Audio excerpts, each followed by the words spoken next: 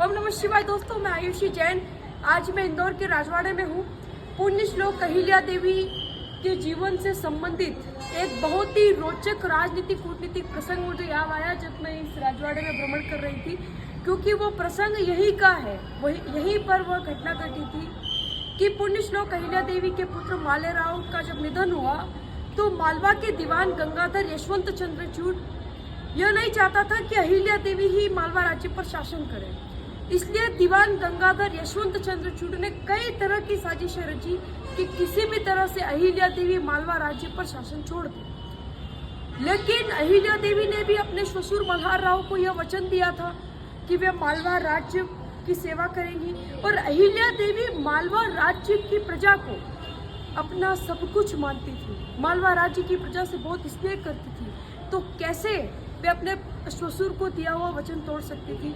तो एक दिन दीवान गंगाधर यशवंत चंद्रचूड़ अहिल्या देवी के दरबार में गया और उनसे कहा कि देवी, आप एक अबला नारी है, आपके न पति है, न ससुर है, न पुत्र है, और एक शासक के जीवन में शासक के रूप में कई तरह की परेशानियां आती हैं। अगर आपने मालवा राज्य पर शासन किया तो प्रतिदिन जनता आपके दरबार में आएगी और आपसे अपनी परेशानियां शेयर करेंगी, तो आप परेशान हो जाएंगी। और आप तो एक परम शिव भक्त महिला हैं, तो आप पूजा पाठ में भी बहुत बाधित होंगी, बाधाएं उत्पन्न होगी। इसलिए आप ऐसा करिए कि एक बच्चे को आप गोद ले लीजिए और उसका आप मालवा राज्य के शासक के रूप में राज्य अभिषेक कर लीजिए, बाकी सारा कार्य मैं संभाल लूंगा।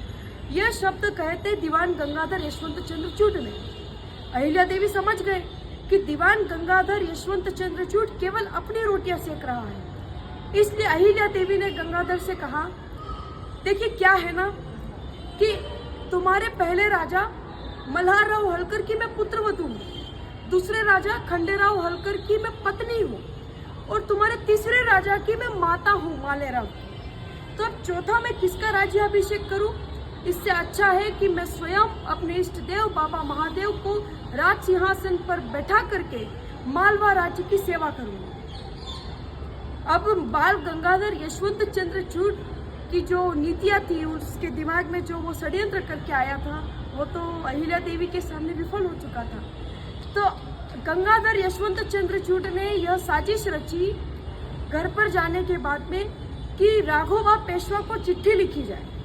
उसने राघोबा पेशवा, जो मराठा के एक राजा हुआ करते थे, उनको लिखा कि मालवा राज्य में मालेराव के निसंतान बनने से मालवा राज्य का कोई भी शासक नहीं है, इसलिए आप मालवा राज्य में आकर के, इंदौर में आकर के इंदौर राज्य को हड़प लीजिए और आप इंदौर राज्य पर कब्जा कर लीजिए। अब राघोबा पेशवा तो स्वयं सत्ता का भूखा व्यक्ति था, तो वह अवसर कैसा छोड़ देता। तो राघोबा पेशवा ने युद्ध की तैयारियां शुरू कर दी। इन दोनों के बीच में संधि हो गई, गंगाधर यशवंत चंद्रचूड़ और राघोबा पेशवा के बीच। तो राघोबा पेशवा ने अहिल्या देवी के सेनापति तुकोजीराव होलकर को चिट्ठी लिखी कि हम लोग युद्ध के लिए आ रहे हैं। तो तुकोजीराव ने तुरंत यह समाचार पुण्य श्लोक अहिल्या देवी को दिया कि राघोबा पेशवा तो युद्ध के लिए आ रहे हैं। तो अहिल्या देवी परेशान हो गई, क्योंकि पेशवा से उनके बहुत अच्छे संबंध हुआ करते थे। लेकिन अहिल्या देवी भी पीछे हटने वाली महिला नहीं थी। उनके सामने जो भी विपरीत परिस्थिति आती थी, उनका डट के सामना करना ही अहिल्या देवी का हृदय का एक उनका दृढ़ निश्चय था। इसलिए अहिल्या देवी ने मजबूती के साथ में यह संकल्प किया कि आने दो। उन्होंने अपनी सेना का, जो उनके साथ में 500 महिलाओं की सेना थी, उनको गोला बारूद के साथ में प्रशिक्षण दिया। हर एक व्यक्ति को उन्होंने संगठित किया उस समय पर। और राघोबा पेशवा जब शिप्रा नदी पर पहुंच गए तो अहिल्या देवी ने चिट्ठी लिखी राघोबा पेशवा को कि देखिए, आप मुझे अबला नारी समझ करके, अनाथ नारी समझ करके मेरा राज्य हड़पने की मंशा से यहाँ आ रहे हैं, लेकिन यह आपकी मंशा कभी भी पूरी नहीं हो सकेगी, क्योंकि आप मुझे अबला समझते हैं, लेकिन आपको मेरी शक्ति का एहसास युद्ध भूमि में ही होगा। आप आइए, स्वागत है आपका। ये शब्द थे अहिल्या देवी के। और आगे वे लिखती है कि एक बात और आप सोच लीजिएगा कि अगर मैं आपसे युद्ध में हार गई तो मेरी हंसी कोई भी नहीं उड़ाने वाला है, और आप मेरे से युद्ध में जीत भी गए तो आपकी जीत का जश्न भी आप नहीं मना पाएंगे कि क्या एक अबला नारी के समक्ष इसने जीत हासिल करके ये जश्न मना रहा है। लेकिन अगर मैंने आपको युद्ध में हरा दिया तो आप कहीं पर मुंह दिखाने के लायक भी नहीं बचेंगे।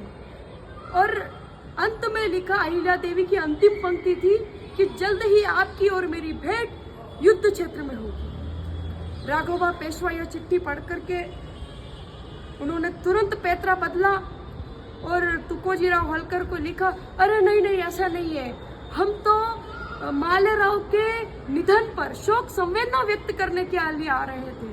तो तुकोजीराव ने तुरंत जवाब दिया कि क्या शोक संवेदना व्यक्त करने के लिए 50,000 सैनिकों की आवश्यकता होती है, और अगर आपको चलना है शोक संवेदना व्यक्त करने के लिए तो अकेले चलिए। तो इस तरह राघोबा पेशवा अपनी पत्नी के साथ और 4-5 सरदारों के साथ में शिप्रा नदी से इंदौर आए और वे 1 महीने तक रुके। अहिल्या देवी भी इस घटना को भूल गए।